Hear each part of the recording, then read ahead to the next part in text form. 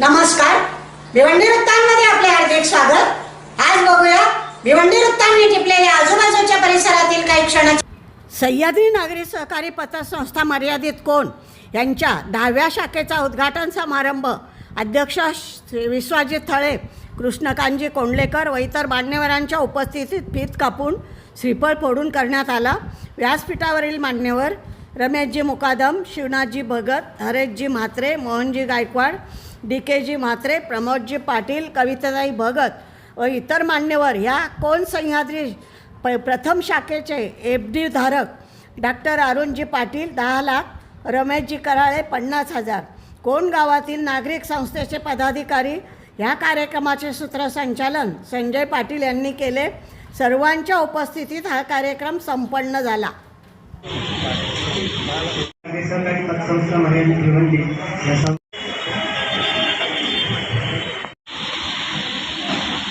बघा बुके थोडा वर करा। मान्य श्री रमेश स्वीकार करायचे आणि या हस्ते मुहूर्तमेढ आपली ठेवीच्या स्वरूपात जाहीर झालेले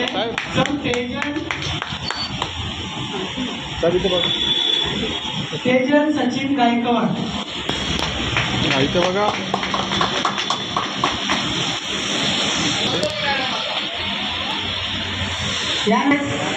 कार्यालय सुरू झालेलं आहे, अतिशय सुंदर साहेब साहेब इथे इथे इथे इथे सरडे इथे बघा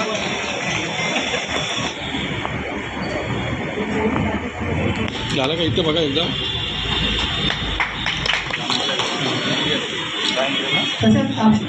तर सर्वप्रथम मान्य श्री कृष्णकांत कोंडलेकर साहेब यांचा शाळा श्रीफळ देऊन आपण इथं सन्मान करूया।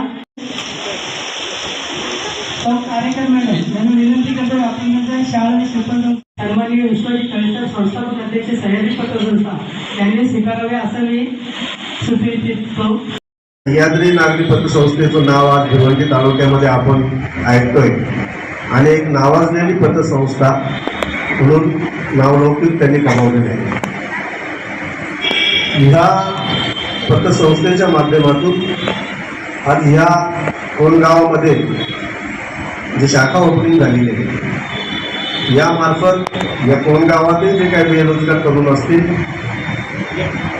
त्यांच्या व्यवसायासाठी म्हणा आणि अडचणीच्या काळामध्ये पाठीशी असलेली ही पतपेढी ज्या उद्देशाने थळे साहेबांनी ह्या पतपेढीची मुहूर्तमेढ रोवली तो उद्देश खरोखर एक सफल होताना या ठिकाणी दिसत आहे आणि म्हणून मी पुन्हा ह्या पतपेढीच्या सर्व संचालकांना सर्व पदाधिकाऱ्यांना शुभेच्छा देतो आणि निश्चितच या कोण गावाच्या विकासामध्ये या पतपेढीत सुद्धा योगदान राहील अशी मला खात्री आहे। एवढं बोलून मी थांबतोय। कोण शाखेचं उद्घाटन या ठिकाणी होत आहे आणि आपण सर्व मंडळी या ठिकाणी उपस्थित राहिलेले आहेत आणि या क्षणासाठी आम्ही आलो, आम्हाला पण आनंद झाला।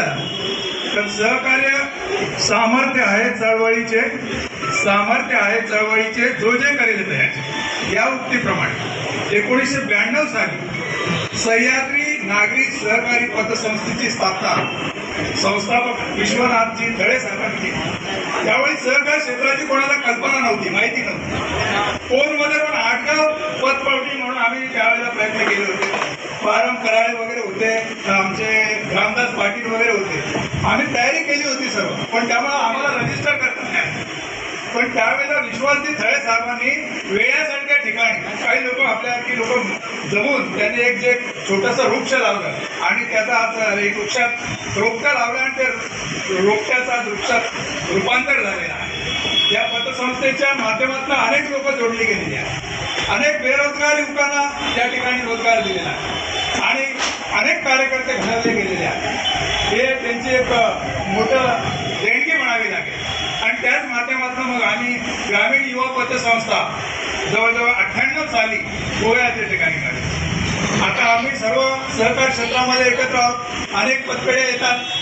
त्यावेळेला असं की फायनान्स कंपनीचा पे होता आणि हजारो रुपये लोकांचे त्यावेळेला डुबले गेले। पण ही सहकारी अशी पतपेढी आहे की कुणाचाही पैसा त्यांनी डुबवलेला नाही.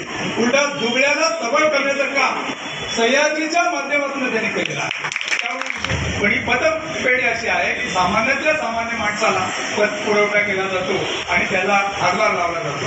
असंच सह्याद्री पतपेढीने कोणसाठी आता जे तुम्ही काम चालू केलेलं आहे, कर्ज देताना एवढी तुम्ही काळजी घ्या, कोणला पण बऱ्याच पतपेढ्या आहेत. लोन देताना प्रत्येक पतपेढीत नवीन कर्ज घेण्याची लोकांची प्रवृत्ती आहे आणि मग ते फेडत नाही. मग ती काळजी घ्या की संबंधित ज्या काही पतपेढ्या आहेत कर्ज देताना त्यांचं पण एनओसी घ्या. बाबा तुम्ही यांना कर्ज दिलाय, आम्ही कर्ज दिला तो फेडणार का? कारण कर्ज दिलं तर फेडलं पाहिजे तरच सहकार्य ठीक आहे. या माध्यमातून फोनसारख्या ठिकाणी आपण आम्हाला बळ देण्याचा जे काही निर्णय घेतलेला आहे त्याबद्दल मी सह्याद्री पतसंस्थेच्या सर्व पदाधिकाऱ्यांचं आणि कर्मचाऱ्यांना शुभेच्छा देऊन माझे 2 शब्द पूर्ण करतो. जय हिंद, जय महाराष्ट्र, जय भारत. तुम्हा आम्हाला सर्वांनाच माहिती आहे की पारदर्शक दृष्टिकोनातून हा कारभार आतापर्यंत चांगल्या प्रकारे सांभाळण्याचं काम विश्वास तळे आणि त्यांच्या सर्व सहकार्यांनी या ठिकाणी केलेलं आहे आणि याही पुढे याच पद्धतीप्रमाणे कामकाज चालू राहील अशी आपण सर्वजण अपेक्षा धरतो. संचालक मंडळाच्या बरोबरच कर्मचारी सुद्धा अत्यंत विश्वासू आणि अत्यंत चांगलं काम करणारे, हिरिरीने काम करणारे, ही संस्था माझी आहे अशी अपेक्षा धरून काम करणारे आपल्याला सर्वांना मिळाले पाहिजे. जोपर्यंत आपल्याला संस्थेला अशी मंडळी मिळते तोपर्यंत संस्था ही वाढत जाईल. 10वीची 11वी होईल, 11वीची 12वी होईल. परंतु सर्व गोष्टी हे संचालक आणि काम करणारे सर्व कर्मचारी यांच्या अत्यंत विश्वासवर हे सगळं कामकाज चाललेलं असतं. आजपर्यंत आपल्याला या बाबतीचं विश्वासाच्या बाबतीत कुठेही शंका घेण्यासाठी चर्चा किंवा प्रश्न उपस्थित झाले नाही. ही कोणची भूमी आहे? ही सह्याद्रीची पहिली संस्था इथं होणार. ज्यावेळेला रामदास पाटील तालुका प्रमुख होते त्यावेळेला ही संकल्पना आम्ही घेतली, परंतु त्यावेळेला ती जगराटे आमची मोठी झाली ना, मग अध्यक्ष कोण करता इथून सुरुवात. तर ते 4-5 वर्षानंतर आम्ही विषय सोडून दिला.